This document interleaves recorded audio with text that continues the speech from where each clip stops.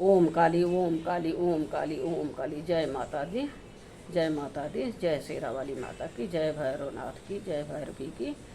ओम नमः शिवाय। शिव जी सदा सहाय। ओम नमः शिवाय। गुरु जी सदा सहाय। जय गुरु जी, जय गुरु जी। शुक्राना गुरु जी। जो कालिका पुराण पढ़ने में शिव भूल चूक होगी माफ़ करना प्रभु, माफ़ करना। आज मैं कालिका पुराण का 18वां अध्याय प्रारंभ करने जा रही हूँ। जय भोलेनाथ बाबा की। विजया सखी के शोक विचार।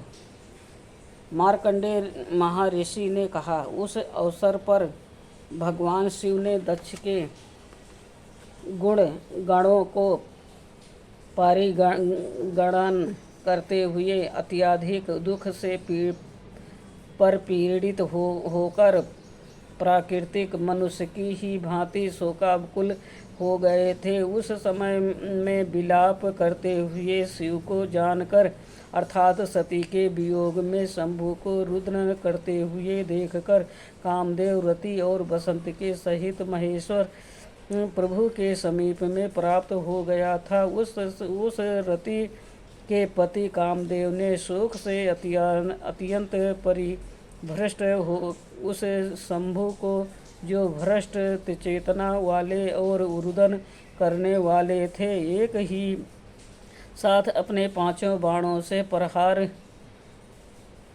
किया था। वो शोक के कारण अभी हत चित वाले भी शंभु कामदेव के बाणों के प्रहार से व्याकुल होकर अत्यंत ही संकीर्ण भाव को प्राप्त हो गए थे और उन्होंने बहुत शोक किया था और वह मोह की भी प्राप्त हो गए थे, अर्थात शोक के वेग से मूर्छित हो गए थे। वह एक क्षण में तो शोकाकुल होकर भूमि पर गिर जाया करते थे और एक क्षण में ही उठकर दौड़ लगाते थे। एक ही क्षण में वह भ्रमण करने लगते थे अथवा चक्कर काटा करते थे और फिर वह विभु वहीं पर अपने नेत्रों को निमीलित कर लिया करते थे। किसी समय में देवी दक्षायणी का ध्यान करते हुए हास्य करने वाले हो जाते थे, अर्थात खूब अधिक हंसते रहा करते थे। किसी समय में भूमि में लेटी हुई उस सती का आलिंगन किया करते थे, मानो वो रस के भावों में युक्त ही स्थित होवे। भगवान शंकर हे सती इस प्रकार से निरंतर सती के नाम का कथन करके ऐसा कहा करते थे कि अब इस सती के शव का स्पर्श किया करते थे। शंभु भगवान अपने हाथ से इस सती का परिमार्जन करके उसके यथासित अलंकारों को विश्लेषित करके अर्थात शरीर से दूर करके फिर उन अलंकारों को वहाँ पर ही अर्थात उस सती के मृत शरीर पर अलंकृत किया करते थे। तत्पश्चात ये है कि कभी तो आभूषणों को सती के मृत शव से दूर हटा देते थे और उसी सती को सजीव समझकर आभूषणों को उनके अंगों में धारण कराया करते थे। भूपेश्वर भगवान शंभु के इस प्रकार से विलाप कलाप करने पर भी जिस समय में वो मृत्यु हुई सती के कुछ भी उत्तर नहीं दिया था, तो उस समय भगवान शिव शोक को उद्गणाणतापूर्वक अत्यधिक रुदन करने लगे थे। जब वह रुदन कर रहे थे तो उसके आंसू नीचे गिर रहे थे। उस समय में देवगण ने उसको देखा था और वह ब्रह्मादिक देव चिंता में परायण होते हुए अत्यधिक चिंतापुर हो गए थे। भूमि पर गिरे हुए ये वाष्पक अर्थात आंसू ये यदि पृथ्वी का दाह कर देंगे तो वो वहाँ पर क्या उपाय करना चाहिए, अर्थात इन आंसुओं के द्वारा पृथ्वी का दाह कर का क्या प्रतिकार होगा। इससे ये सभी हाहाकार करने लगे थे। इसके अनंतर ब्रह्मादिक देवों ने शनैचर के साथ विचार किया था और उन्होंने भगवान शंभु के जो मोह के वशीभूत हो गए थे वाष्पों को धारण किया करने हेतु शनैचर का स्तवन किया था। देवगण ने कहा, हे महान भाग्य वाले, हे शनैचर देव, आप तो लोकों पर अनुग्रह करने वाले हैं। यह मूल शक्ति से समुत्पन्न होने वाले आपका जन्म तो सूर्यदेव से ही हुआ है। आपके लिए हमारा नमस्कार समर्पित है।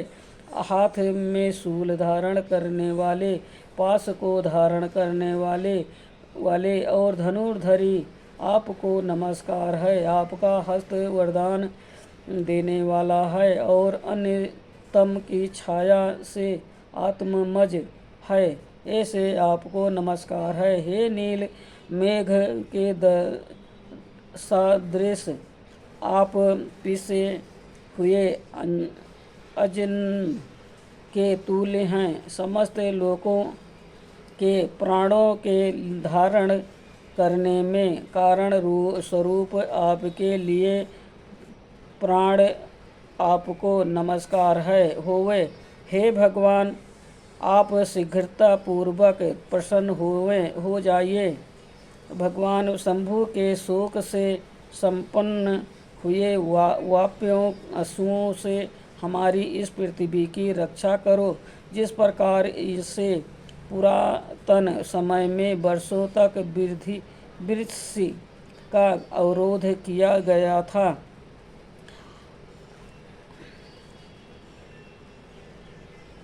और आप ही ने मेघों से होने वाली वृष्टि को रोक दिया था और उसी भांति भगवान हरि के शोक से घिरे हुए वाष्पों के जल में भी कीजिए, अर्थात इस आंसुओं के जल को भी रोक दीजिए। आपके द्वारा जलों का ग्रहण करना देख कर पुष्कर आदि उस मेघों ने महेंद्र की आज्ञा से निरंतर वर्षा का छोड़ा था, अर्थात सतत वृष्टि करते रहे थे। आपने पहले पूर्व समय में उस संपूर्ण